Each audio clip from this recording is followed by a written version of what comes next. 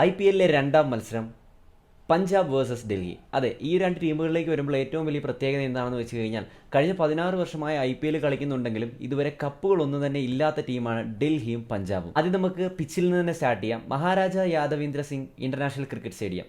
ഒരുപക്ഷെ സെയ്ദ് മുസ്താഖ് അലി ട്രോഫി കൃത്യമായി ഫോളോ ചെയ്യുന്നവരാണെങ്കിൽ ഈ ഒരു സ്റ്റേഡിയത്തിനെ കുറിച്ച് കേട്ടിട്ടുണ്ടാവും. അതെ, ഇതാണ് പഞ്ചാബിൻ്റെ പുതിയ ഹോം ഗ്രൗണ്ട്. ഈ സീസണിൽ ആദ്യമായിട്ടാണ് ഈ ഒരു ഗ്രൗണ്ടിൽ ഒരു IPL മത്സരം ഹോസ്റ്റ് ചെയ്യപ്പെടാൻ പോകുന്നത്. ഇതിനോടകം SMTയിൽ, അതായത് സെയ്ദ് മുസ്താഖ് അലി ട്രോഫിയിൽ 10 മത്സരങ്ങൾ അവിടെ അരങ്ങേറിയിട്ടുണ്ടായിരുന്നു റീസെൻ്റ് ആയിട്ട്. അപ്പോൾ അതിലേക്ക് നോക്കുകയാണെങ്കിൽ 10 മത്സരങ്ങളിൽ 6 വിജയിച്ചത് ഫസ്റ്റ് ബാറ്റ് ചെയ്ത ടീമാണ്. അതോടൊപ്പം തന്നെ 4 വിജയിച്ചത് സെക്കൻഡ്, അതായത് ചേസ് ചെയ്ത ടീമാണ്. ആൻഡ് ദ തിങ് ഈസ്, ഇവിടുത്തെ ഏറ്റവും വലിയ ഹൈ സ്കോർ എന്ന് പറയുന്നത് 223 റൺസ്, അത് ബംഗാളാണ് സ്കോർ ചെയ്തിട്ടുള്ളത്. ഈ ഒരു സ്റ്റേഡിയത്തിലെ ഹൈ സ്കോർ ഞാൻ എടുത്തു പറയാൻ കാരണം വേറൊന്നാണ്, അതിലേക്ക് ഞാൻ വരാം.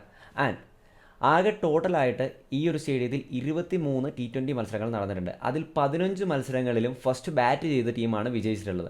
ആൻഡ് 8 മത്സരങ്ങളിൽ വിജയിച്ചിട്ടുള്ളത് ചേസ് ചെയ്ത ടീമും. അതോടൊപ്പം തന്നെ ഈ ഒരു ഗ്രൗണ്ടിലെ ആവറേജ് ഫസ്റ്റ് ഇന്നിംഗ് സ്കോർ എന്ന് പറയുന്നത് T20യിൽ 148 മാത്രമാണ്.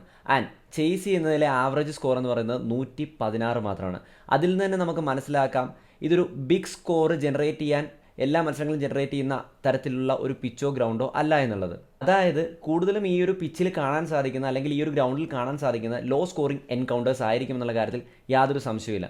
ഇപ്പോൾ റീസെൻ്റ് നടന്ന മത്സരങ്ങൾ എടുത്തു നോക്കുകയാണെങ്കിൽ തന്നെ IPLലേക്ക് വരുമ്പോൾ കാര്യമായിട്ടുള്ള പിച്ചിൽ ചേഞ്ചുകളൊന്നും ഉണ്ടാവാനുള്ള സാധ്യതകൾ കാണുന്നില്ല. ആദ്യമായിട്ടൊരു IPL മത്സരം ഇവിടെ നടക്കുന്നത് കൊണ്ട് തന്നെയും പഞ്ചാബിൻ്റെ ഹോം മത്സരമായിട്ടും പഞ്ചാബിൻ്റെ ഹോം അഡ്വാൻറ്റേജ് കിട്ടുമോ എന്നുള്ള കാര്യത്തിൽ അവിടെ വലിയൊരു ക്വസ്റ്റ്യൻ മാർക്ക് വരുന്നുണ്ട്. കാരണം ആദ്യമായിട്ടാണല്ലോ ഇവിടെ ഒരു മത്സരം നടക്കുന്നത്. സോ ഹോം അഡ്വാൻറ്റേജ് എന്ന് പറയുന്നത് പഞ്ചാബ് ഉണ്ടാക്കിയെടുക്കേണ്ടിയിരിക്കുന്നു.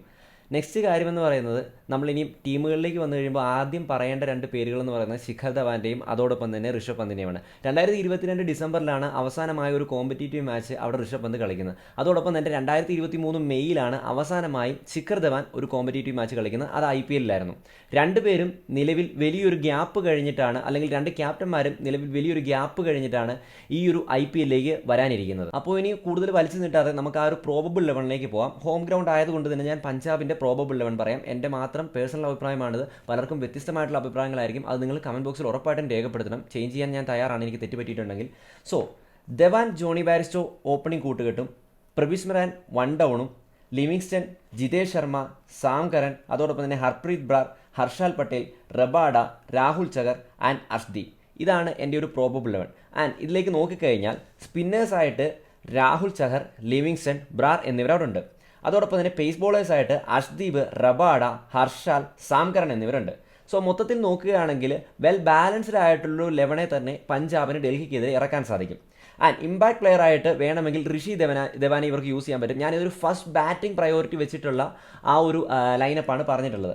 ഇവിടേക്ക് നോക്കുകയാണെങ്കിൽ ധവാൻ ജോണി ബാരിസ്റ്റോ ഓപ്പണിംഗ് കൂട്ടുകെട്ട്, പ്രവിസ്മരാൻ നല്ല വെടിക്കെട്ട് ബാറ്റർ തന്നെയാണ്. ലിവിങ്സ്റ്റനെ സംബന്ധിച്ച് വേറെ ഒന്നും ചിന്തിക്കേണ്ട കാര്യമില്ല, നമുക്ക് എല്ലാവർക്കും അറിയുന്നതാണ് എത്രത്തോളം ഗെയിമിനെ കൺട്രോൾ ചെയ്യാൻ സാധിക്കുന്ന ഒരു ബാറ്ററാണെന്ന്. And Jitesh Sharma of course wicket keeper. അതോടൊപ്പം തന്നെ അദ്ദേഹത്തിൻ്റെ 2024 T20 വേൾഡ് കപ്പിലേക്ക് സെലക്ട് ചെയ്യപ്പെടണമെങ്കിൽ മികച്ചൊരു ആവറേജോടുകൂടി തന്നെ ആ ഒരു ഓർഡറിൽ ബാറ്റ് ചെയ്യേണ്ടി വരും എന്നുള്ള കാര്യത്തിൽ യാതൊരു സംശയമില്ല. അതോടൊപ്പം തന്നെ ഫോളോ ചെയ്തു വരുന്നത് സാം കരനാണ്. സാം കരനിലേക്ക് നോക്കിക്കഴിഞ്ഞാൽ ബാറ്റ് കൊണ്ടും ബോൾ കൊണ്ടും ഒരുപോലെ ഇമ്പാക്റ്റ് ഉണ്ടാക്കാൻ സാധിക്കുന്ന താരമാണ്. ആൻഡ് ഞാനിവിടെ ഹർപ്രീത് ബ്രാറിനെ വെക്കാൻ കാരണം നല്ല എക്കോണമിക്കൽ ആയിട്ടുള്ളൊരു ബോളറാണ് ഹർപ്രീത് ബ്രാർ.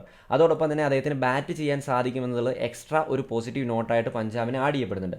നെക്സ്റ്റ് എന്ന് പറയുന്നത് അവർ ഈ സീസണിൽ ബൈ ചെയ്തിരിക്കുന്ന Harshal Patel, of course pace ബോളറാണ്. റബാഡയെ അവർക്ക് ഒഴിച്ചു നിർത്താൻ സാധിക്കില്ല. രാഹുൽ ചഹറും അതോടൊപ്പം തന്നെ ഹർപ്രീത് ബ്രാറും തന്നെ ആയിരിക്കും ഇത്തവണ ആ ഒരു സ്പിൻ യൂണിറ്റെ നിയന്ത്രിക്കുക. ഓൾസോ ലിവിങ്സ്റ്റണും ആ ഒരു സ്പിൻ യൂണിറ്റിലേക്ക് വന്നു കഴിയുമ്പോൾ കുഴപ്പമില്ല, 1-2-3 ഓവേഴ്സ് അദ്ദേഹത്തിന് ബോൾ ചെയ്യാൻ സാധിക്കുന്നതാണ്. ഓഫ് കോഴ്സ് മാറ്റി നിർത്താൻ സാധിക്കാത്ത താരമാണ് അർഷ്ദീപ്. അങ്ങനെയാണ് ഈ ഒരു 11 ഞാൻ വെച്ചിരിക്കുന്നത്. ഇനി പേസ് ബോളേഴ്സിൻ്റെ ആവശ്യമുണ്ടെങ്കിൽ അവർക്ക് ഋഷി ധവാനെയും അല്ലെങ്കിൽ പിച്ച് കണ്ടീഷൻ അനുസരിച്ച് അവർക്ക് ഏത് ബോളറിനെ വേണമെങ്കിൽ ഇമ്പാക്ട് പ്ലെയർ ആയിട്ട് യൂസ് ചെയ്യാൻ പറ്റും.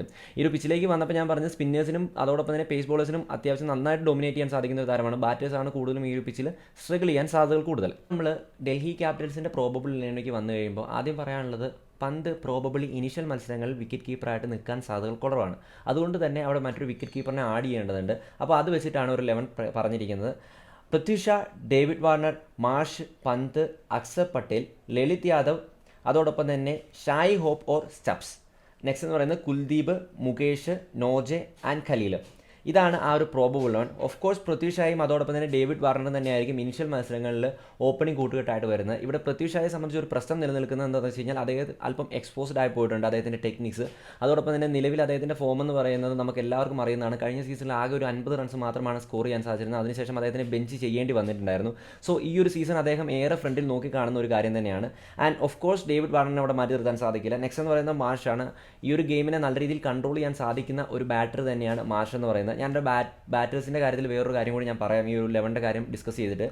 നെക്സ്റ്റ് എന്ന് പറയുന്നത് ഋഷഭ് പന്തിലേക്ക് വന്നു കഴിയുമ്പോൾ ഓഫ് കോഴ്സ് നമുക്കറിയാം, ഞാൻ പറഞ്ഞ പോലെ തന്നെ 2022 ഡിസംബറിലാണ് താരം അവസാനമായിട്ടൊരു കോമ്പറ്റീറ്റീവ് മത്സരം കളിക്കുന്നത്. അതുകൊണ്ട് എന്തായിരിക്കും ബാറ്റിങ്ങിൽ നിന്ന് അദ്ദേഹത്തിന് ടീമിന് വേണ്ടി ചെയ്യാൻ സാധിക്കുന്നത് സ്റ്റിൽ നമുക്കൊരു കൺഫ്യൂഷൻ നിലനിൽപ്പുണ്ട്. അത് ഗ്രൗണ്ടിൽ ഇറങ്ങിയാൽ മാത്രമേ നമുക്ക് മനസ്സിലാക്കാൻ സാധിക്കുകയുള്ളൂ.